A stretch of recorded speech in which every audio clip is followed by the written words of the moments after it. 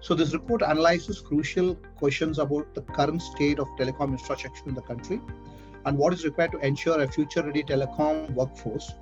It also delves into the impact of 5G on the future of work, with specific focus on job profiles, skills, and upskilling initiatives that will be required for business and industries to make this highly valuable transition quickly and efficiently. The rollout of 5G technology will also facilitate the digital transformation of business and lead to creation of wide flow plethora of new job opportunities within and beyond the telecom industry.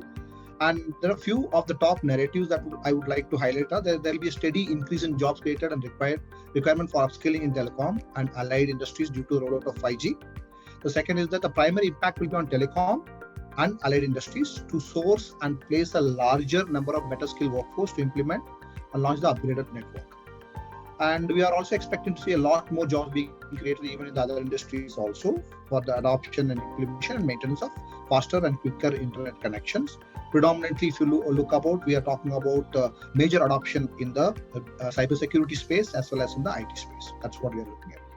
And this 5G also will democratize the access to education and opportunity.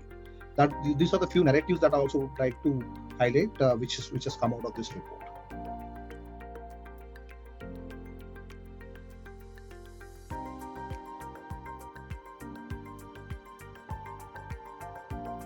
No doubt, it will have a major impact on job creation, skill development. In fact, we did a lot of survey, and there are a few respondents. The response also, highlights the kind of the growth and opportunity that 5G can bring in this industry.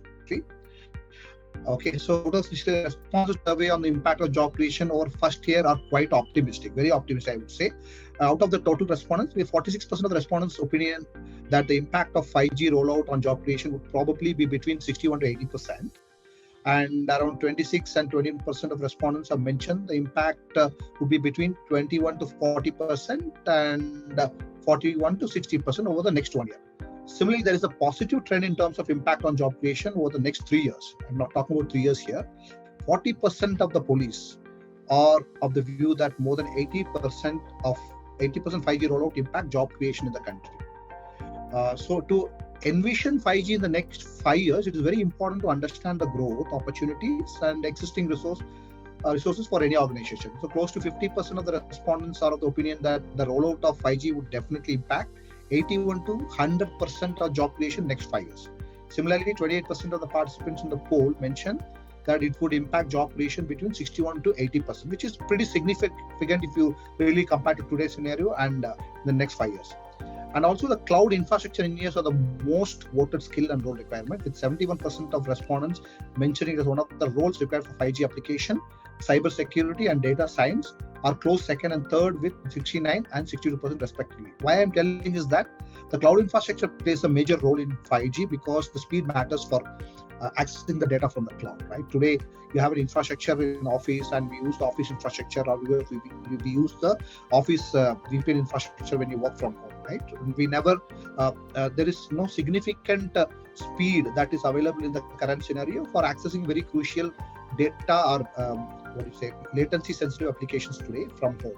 So what this 5G will enable that in future, if the 5G comes into picture, I'll have the speed that will enable me to access certain applications or certain sensitive applications which is residing in the server in any part of the world with lower latency. That's what is very important. So in terms of the use, I would say the cloud infrastructure engineers and the IT people who access certain applications, for them this 5G will play a major role in making their jobs more easy and also creating a lot of job opportunities in the country.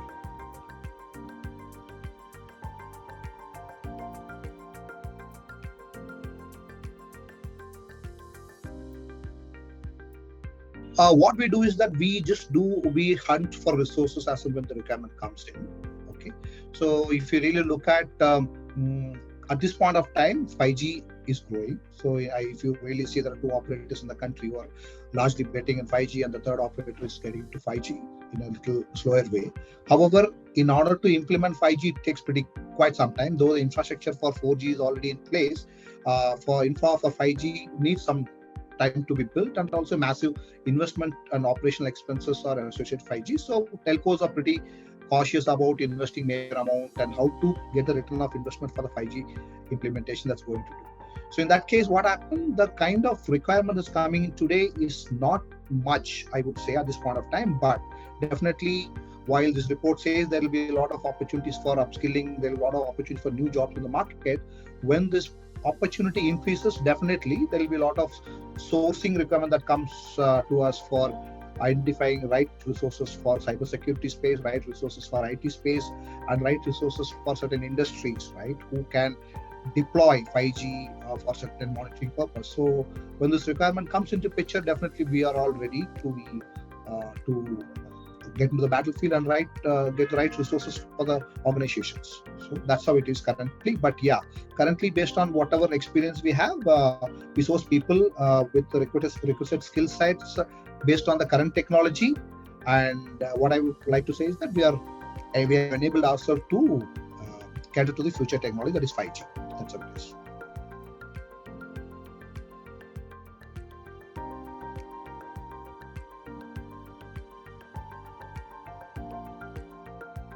I would say definitely not at this point of time, because end of the day, what matters is the skill set that matters, right? Education is okay. Education is seen, based on what kind of issue they study. But end of the day, when you come on job, it matters what you do in the job, right? So I think 5G as a technology, I don't think for a user they need a specific skill set. So it doesn't matter for us which education institution that person comes from.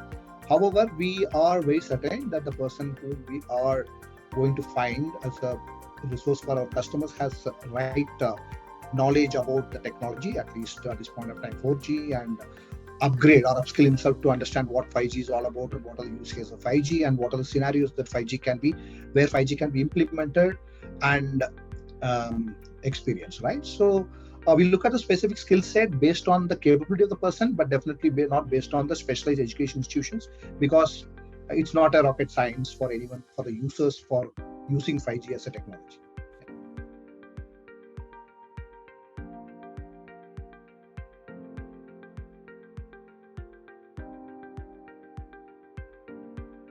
See, both are essential today, right? The relative importance of each can differ according to the individual preferences, right? We cannot go and force an individual to look into what he is looking at, what he can do or what he can't do, right? Some of the employees place a priority on job descriptions and looking for positions that match their talents and interests. Others may place a greater emphasis on employer brand, seeking a company with a positive work culture, ample opportunities for advancement, and strong reputation. So it's all left to the employee. So it's all left to the person who is getting recruited, but we don't put any specific rule on, okay, he has to do this and he has to not do this, right? So it's all completely deciding factor of the employee. However, in the end, the deciding factor of an employee may depend on their specific career objective, priorities, and circumstances at the time of decision making. Nothing else apart from that.